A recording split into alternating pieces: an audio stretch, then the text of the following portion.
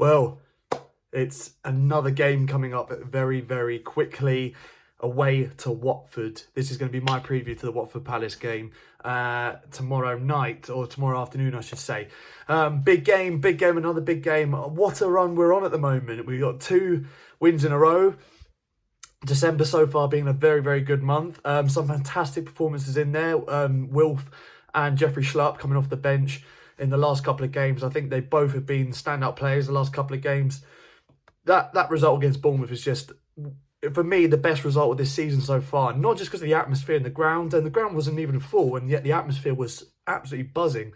Something that I've not experienced for a while. It was quite weird, and by not experiencing it for a while, I mean, you know, having the ground that empty. I haven't seen Sellers Park that empty for a while, but yet it was still incredibly loud, incredibly vibrant. The togetherness with the fans, the squad, the connection, it's everything I love about Palace. And, you know, maybe more Amazon Prime, you don't know, maybe that's the reason we managed to get the result over the line. No, I'm stretching now. I think the team were fantastic, and I think that, as I mentioned, with these 2 games coming up, these are 2 big games, not just because of the history, especially the Brighton one, obviously, that goes without saying, but the Watford one in recent history has been quite a big game. We've had big games as recent as last season, the FA Cup quarter-final, which we lost, unfortunately.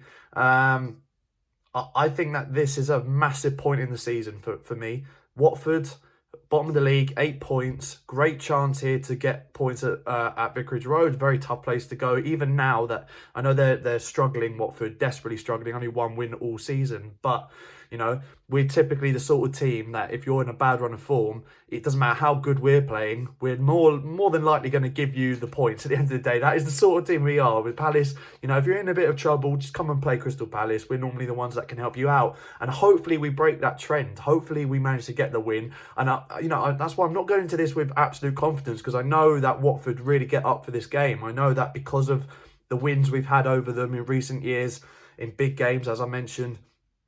Players like Troy Deeney really hate us, and we don't like Troy Deeney either. You know, there's a real, I wouldn't say it's a rivalry. I'm not going that far. Definitely not going that far. But there is definitely the 2 teams dislike each other. The sets of fans dislike each other's club, and I think that, you know, because of results in recent years, it's kind of built up this tension, if you like, between the 2 sides.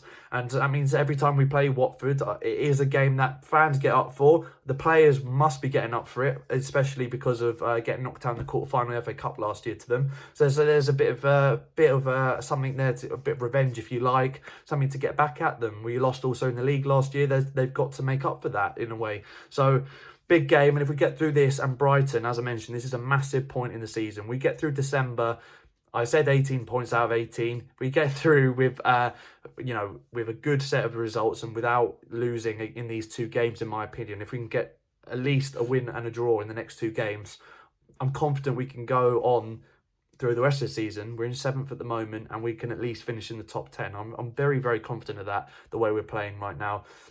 And as I said, that Bournemouth performance just sums up the togetherness in the group, in the squad, to be able with 10 men to get through it.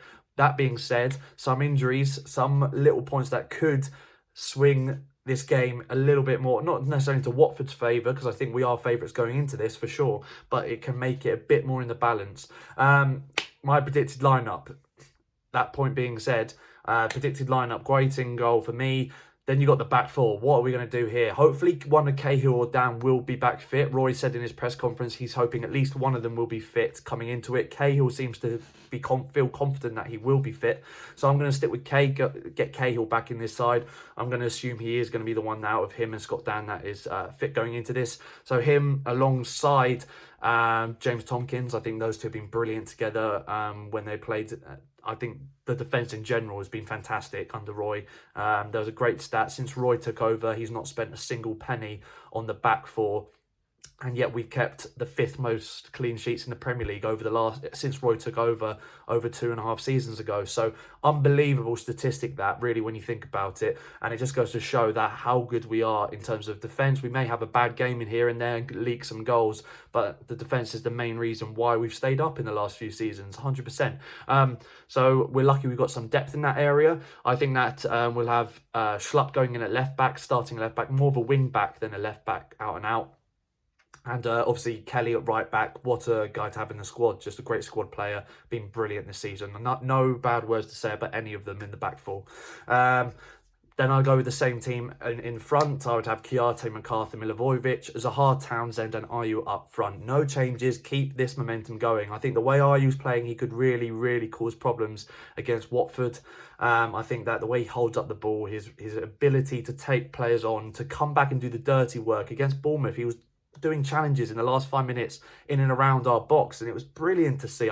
It's stuff like that for bigger teams, it may not be, obviously maybe a bit mean a little bit to the bigger teams to see a striker put in that effort, but it means everything to a club like Palace, and teams like Palace will understand and agree with me here, to see a player putting that much effort and commitment in for the cause. I'm not saying that a fan of a bigger team thinks any less of that than a fan of Palace, for example. But I think there's a lot more, whilst players in the top 4, top 6 teams can use their skill and their ability to get fans on their side, teams like Palace, like Watford, when you have players that just put in grit, determination, a fight every single game, it's something that's just so, you immediately start falling in love with that player, and Ayew is really becoming a fan favourite right now. As I mentioned, this is going to be a tight game. I do think that Watford, they need a win. Is there going to be a bit of a bounce back? They sacked, obviously, their manager a few games ago, and now they lost to Watford, lost to Leicester in their first game since he got sacked. This is now Quique Sanchez-Flores, of course. This is now their second game, still without a manager, and I thought this could be a point for Watford where they'll be really up for it, because I thought they'd have a manager in by this stage. Luckily for us, they haven't, and I do think that will go in our favour.